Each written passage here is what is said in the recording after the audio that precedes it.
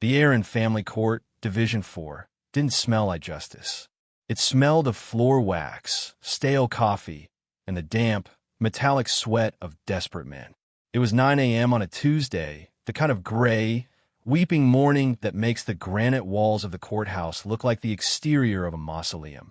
I was sitting at the defense table, my hands folded perfectly on top of the mahogany veneer. My lawyer, Saul Berkowitz, sat next to me. Saul was a small man with a suit that cost more than most people's cars and eyes that had seen every variation of human betrayal imaginable. He was scrolling through his iPad, calm as a monk. Across the aisle, in the plaintiff's seat, was Elena, my ex-wife, the mother of the child, the victim. She was wearing a pastel blue dress, a calculated choice. Blue suggests innocence. It suggests the Virgin Mary. It suggests the sky on a clear day, untroubled by clouds of deceit. She was holding the baby, a 4-month-old boy wrapped in a blanket that matched her dress exactly. The baby was sleeping, thankfully. He was the only innocent person in the room. Next to her sat her attorney, a woman named Ms. Hargrave, who had a reputation for turning divorce proceedings into public executions. She was whispering something to Elena, handing her a tissue. Elena dabbed at her eyes. There were no tears, but the gesture was enough. It was theater, and it was playing to a sold-out house. The gallery behind us was half full. A few court watchers, a few other couples waiting for their turn on the docket, and, to my absolute lack of surprise, 2 members of my former country club's board. Elena had made sure they knew the date. She wanted witnesses. She wanted my humiliation to be a matter of public record. All rise, the bailiff intoned, his voice bored. The Honorable Martha Halloway swept into the room.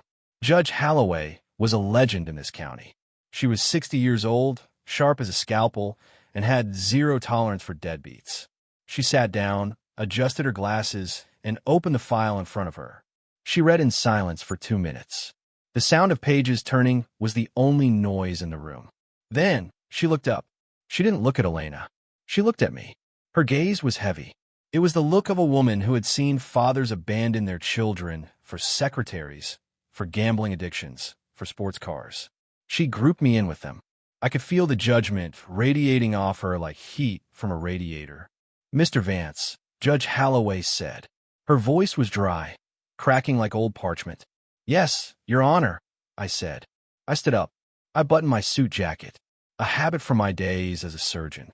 Before you address the gallery, you make sure your coat is closed. I have read the affidavit provided by the plaintiff, the judge said. It paints a very disturbing picture. Ms. Vance alleges that you have a net worth in the mid-8 figures. She alleges that you live in a 10,000-square-foot estate in the Highlands. And yet, she alleges that since the birth of this child, Gabriel, 4 months ago, you have provided exactly $0 in support. Not a dime for diapers. Not a dime for formula. Is this true? I felt the eyes of the room on my back. I could feel the burning stare of the club members. Arthur Vance, the great neurosurgeon, the philanthropist, stiffing his own baby. It is true that I have not made a payment. Your Honor, I said. My voice was steady, level, no emotion. A ripple of murmurs went through the gallery. Ms. Hargrave, Elena's lawyer, shook her head theatrically, making a note on her legal pad. And do you have a defense for this? Judge Halloway asked, her voice dropping an octave, becoming dangerous. Because in my court, Mr. Vance, we take the welfare of children very seriously. This isn't a negotiation. This is a moral obligation. Ms. Vance is requesting temporary orders for $5,000 a month, plus $50,000 in retroactive birthing expenses and legal fees. Given your financial statement, frankly, I find that request modest. Do you refuse to support your son? I looked at Elena. She looked up at me from her tissue.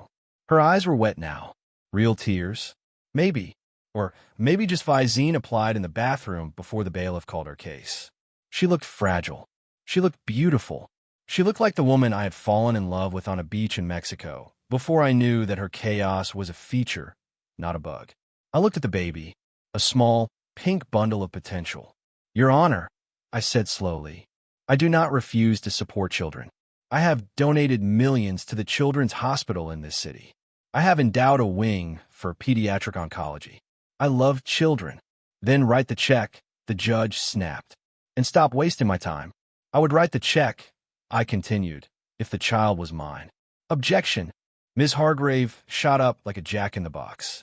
Your Honor, this is a stalling tactic. Mr. Vance is the presumptive father. They were married at the time of conception. He is on the birth certificate. This is harassment. It's not harassment, I said, cutting through her noise with the precision of a laser. It is biology. I reached into the inner pocket of my suit jacket. I didn't pull out a checkbook. I pulled out a manila envelope. It was thin, unremarkable, but inside it was the nuclear option. I turned to the bailiff. May I approach the bench? The judge looked at me, annoyed. What is this, Mr. Vance? If this is some internet conspiracy theory about blood types, I will hold you in contempt. It is a medical file, Your Honor, I said, dated August 14th, 1998. I walked to the bench. I placed the file on the wood. I am a man of science, Your Honor, I said. I deal in absolutes. And the absolute truth is that I have been sterile for 26 years. The silence that followed wasn't just quiet. It was a vacuum. It sucked the oxygen out of the room. I turned and looked at Elena. For the first time, the mask slipped. The Virgin Mary expression faltered, replaced by a flicker of genuine, primal terror. To understand the gravity of that moment in the courtroom, you have to understand the anatomy of the trap. A trap like this isn't sprung in a day. It is engineered. It takes patience. It takes a level of cold-blooded detachment that most people simply don't possess. Fortunately, I'm not most people. My name is Arthur Vance. For 30 years, I was a neurosurgeon. My life was governed by millimeters. If you're 1 millimeter to the left, you sever the optic nerve and the patient goes blind. 1 millimeter to the right, you clip the carotid artery and the patient bleeds out on the table. You learn very quickly that intentions do not matter. Tears do not matter. The only thing that matters is the anatomy, the physical reality of the situation. I retired 3 years ago. I sold my practice to a hospital conglomerate for a sum that meant I never had to work again. I was 55, divorced, childless by choice. I had built a life of perfect, sterile order. My house in the Highlands is a monument to minimalism. White marble floors, glass walls, art that looks like math equations. It is a quiet place, a clean place. And then I met Elena. It is a cliche, I know. The aging professional and the vibrant, free-spirited younger woman. I met her in Tulum. I was there for a conference. She was there leading a retreat for people who wanted to find their inner light or whatever nonsense she was selling that week. She was 32. She was chaos incarnate. She laughed too loud. She drank too much. She believed in crystals and astrology and manifesting abundance. She was everything I wasn't. And for a brief, stupid window of time, I thought that was what I needed. I thought her noise would fill my silence. We were married 4 months after we met. The marriage lasted exactly 6 months. It ended not with a bang, but with a credit card bill. Specifically, a bill for $40,000 she had spent on redesigning the energy of the guest wing. She had hired a shaman. She had bought imported tapestries. She had drilled holes in my Italian marble to hang wind chimes. I realized then that I hadn't married a partner. I had married a parasite. A beautiful, charming parasite, but a parasite nonetheless. I filed for divorce. I was generous. I gave her a lump sum. I let her keep the jewelry. I just wanted her out of my house. I wanted my silence back. The night before she moved out, we had a moment of weakness. It happens. The anger fades, the nostalgia kicks in, and for one night, you forget why you hate each other. We slept together. One last time. 2 months later, my phone rang. Arthur, she said. Her voice was breathless. I have news. Big news. I'm in a meeting, Elena, I said, sitting in my study, reading a medical journal. Make it quick. I'm pregnant, she said. I stopped reading. I put the journal down on the desk. That's impossible, I said. It's not impossible, silly, she giggled. It's a miracle. It's from our last night. I did the math. The dates line up perfectly. You're going to be a daddy, Arthur. A daddy. I sat there, gripping the phone. Elena, I said. Are you sure? I've taken 5 tests, she said. I'm keeping it, Arthur. I know we have our differences, but this is the universe telling us we're connected forever. And I know you'll do the right thing. You have so much resources, and I can't do this alone. She was already laying the groundwork. Resources. Can't do this alone. I hung up the phone. I walked to the window and looked out at the perfectly manicured lawn. I knew, with absolute 100% certainty, that she was lying. Or perhaps she wasn't lying about the pregnancy, but she was certainly lying about the paternity. Why? Because of August 14th, 1998. I was 30 years old then. I was in my residency. I was married to my first wife, a career-driven lawyer who wanted children even less than I did. We made a decision, a permanent one. I underwent a bilateral vasectomy, but not just a standard snip. Being a surgeon, I requested the gold standard, cauterization of the ends, facial interposition. The failure rate of this specific procedure is statistically zero. It is effectively castration without the removal of the hardware. I never told Elena. Why would I? It never came up. We weren't trying to have children. She was on birth control, or so she said. So, standing there by the window, I had two choices. Choice A, tell her immediately. Scream, I had a vasectomy, over the phone. Result, she hangs up. She realizes she's been caught. She disappears. She finds the real father, probably some yoga instructor or bartender she met the week after she left, and pins it on him.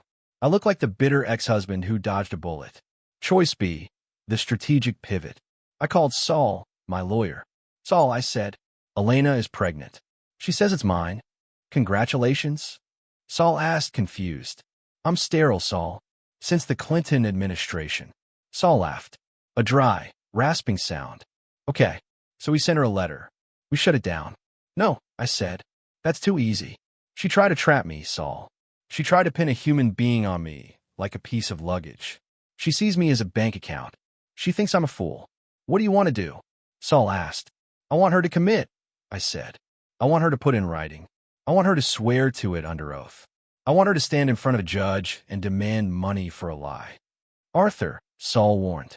That's dangerous. If you play along, you're the presumptive father. You'll be on the hook for interim support. You'll look like a monster to the public until the reveal. Are you willing to take the hit to your reputation? I don't care about my reputation, I said coldly. I care about the truth. And I want the truth to hurt. So we waited. We waited through the pregnancy. I ignored her calls. I ignored the ultrasound pictures she emailed me. We waited through the birth. She sent me a picture of the baby from the delivery room. He has your eyes, she wrote. He didn't have my eyes. He had the eyes of a stranger. We waited when she filed the paternity suit. We waited when she demanded $5,000 a month. We waited when she went to the club and screamed at the maitre d' that I was abandoning my son. I took the insults. I took the deadbeat dad, whispers at the golf course. I let her build her case, brick by brick, lie by lie. And now here we were. The trap was set. The bait was taken. Judge Holloway was holding the file. Mr. Vance, the judge said, looking up from a 1998 operative report. This document states you underwent a vasectomy 26 years ago. That is correct, I said. And the judge continued, flipping to the second page, this lab report dated last week. I want to be thorough, Your Honor, I said.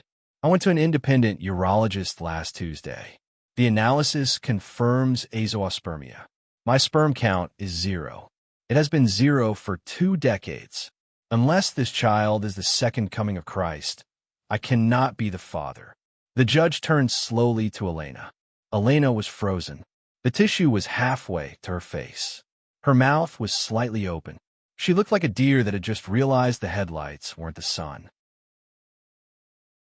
The courtroom was so quiet you could hear the hum of the HVAC system, a low, mechanical drone that sounded like a flatline. Judge Holloway lowered the medical file. She took off her reading glasses. She folded them slowly, deliberately, placing them on the bench next to her gavel. This was a bad sign. When a judge takes off their glasses, they're no longer reading the law. They're looking at the person who just tried to make a mockery of it. Ms. Hargrave, the judge said, addressing Elena's lawyer. Her voice was terrifyingly soft. Did you review your client's case file before filing this motion for emergency support? Ms. Hargrave, the bulldog who had been barking about my moral failings 5 minutes ago, was now frantically reading the copy of the medical report Saul had slid across the table. Her face had gone the color of ash. She knew. She was a lawyer. She knew exactly what perjury looked like when it was printed on hospital letterhead. Your Honor, Ms. Hargrave stammered, standing up but not quite moving away from the table, creating physical distance between herself and Elena. My client assured me that Mr. Vance was the only potential father. I was not aware of any medical impediments. Impediments? The judge repeated. Ms. Hargrave, this isn't an impediment. This is a biological dead end. This man has been surgically altered to prevent exactly this scenario since before the Spice Girls broke up. The judge turned her gaze to Elena. Elena wasn't looking at the judge. She was looking at me. Her eyes were wide, frantic, darting around my face as if searching for a crack in the armor. She was looking for the Arthur who bought her jewelry to stop her crying. She was looking for the Arthur who hated conflict. She didn't find him. She found the surgeon. Elena, I said softly. You're lying. Elena burst out. She stood up, jostling the sleeping baby, who let out a startled cry. He's lying, Your Honor. He's a powerful man. He pays doctors to write whatever he wants. He forged it. We made love. I remember it. I felt the connection. Sit down, Ms. Vance, the judge ordered. No, Elena screamed. The Virgin Mary act was dissolving, revealing the desperate grifter underneath. This is my baby. This is his baby. Look at him. He has Arthur's nose. How can you deny your own son, Arthur? How can you be so cruel? Judge Holloway slammed the gavel. Bang. Sit down, the judge roared. I will have the bailiff seat you. Elena collapsed back in her chair, sobbing loudly now. The baby was wailing, a high, thin sound that grated on the nerves. Mr. Vance, the judge said, turning back to me. You claim you are sterile. Ms. Vance claims fraud. We have a dispute of fact. However, I am inclined to believe the operative report from 1998 over a sudden miracle. Your Honor, Saul interjected smoothly. We are prepared to settle this dispute immediately. We request a court-ordered DNA test. Expedited. We will pay for the rush fee. We can have the results in 48 hours. No, Elena shouted. I won't let you stick needles in my baby. He's too small. It's trauma. A buccal swab requires no needles, Ms. Vance, I said, my voice cutting through her hysteria. It is a cotton swab inside the cheek. It is painless. Unless, of course, the pain you are afraid of is the truth. Elena looked at her lawyer. Do something, she hissed. Ms. Hargrave looked at the judge. She looked at the file. Then, she did the only thing a lawyer can do when they realize their client has strapped a bomb to their chest. She cut the wire. Your Honor, Ms. Hargrave said, her voice tight. If Mr. Vance is willing to pay for the test, the plaintiff has no objection. Elena gasped. What? You're supposed to be on my side. I am an officer of the court, Elena, Ms. Hargrave whispered harshly. I'm not going to lose my license because you lied to me. It is so ordered, Judge Holloway said, scribbling furiously on the docket. Bailiff, escort the parties to the testing lab on the second floor immediately following this hearing. Results to be delivered directly to my chambers. The judge paused. She leaned over the bench, staring directly at Elena. And Ms. Vance.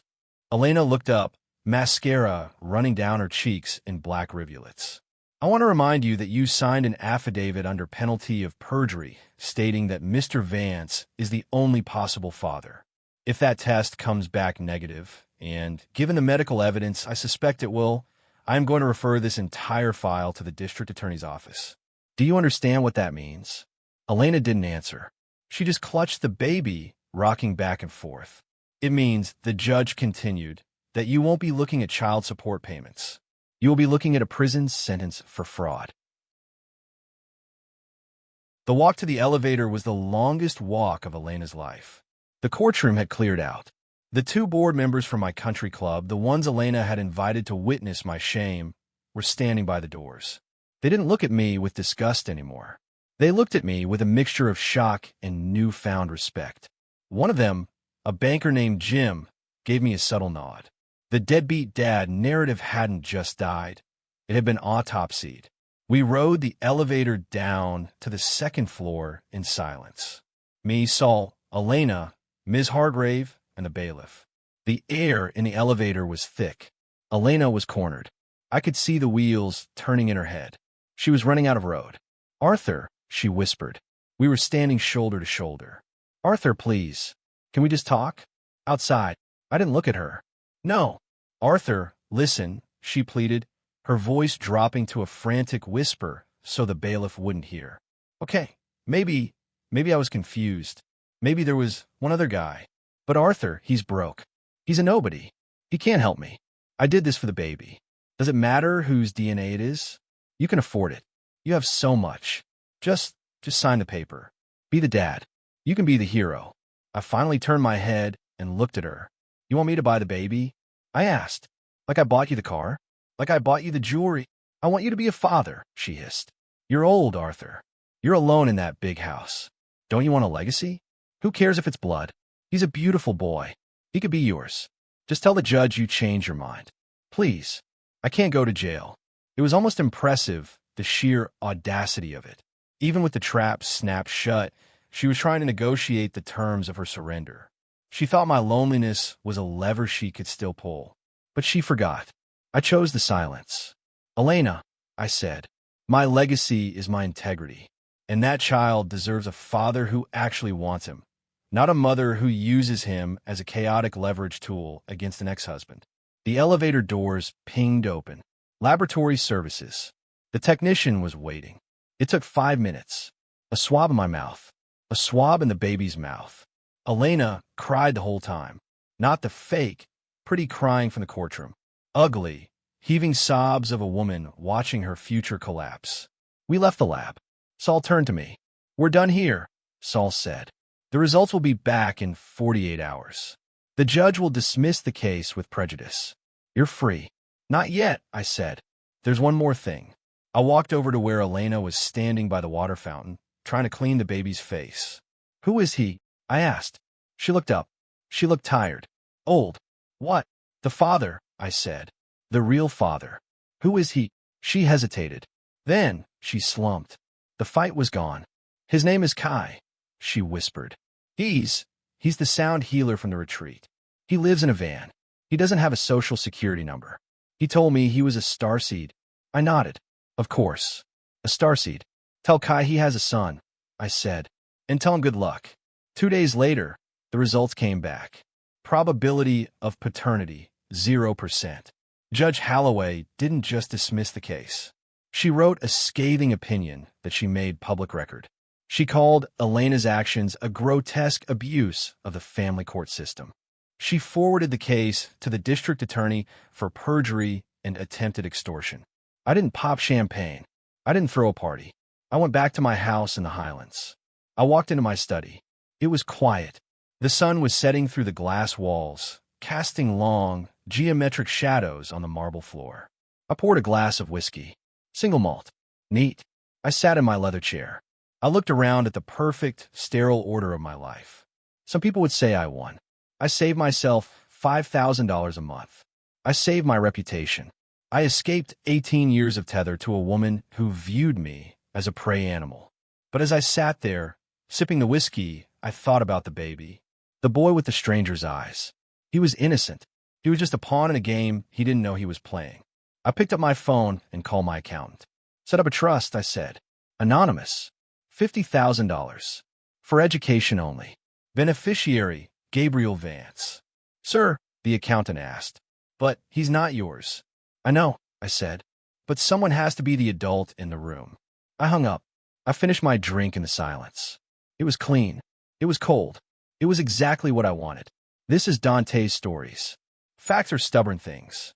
But kindness? That's a choice.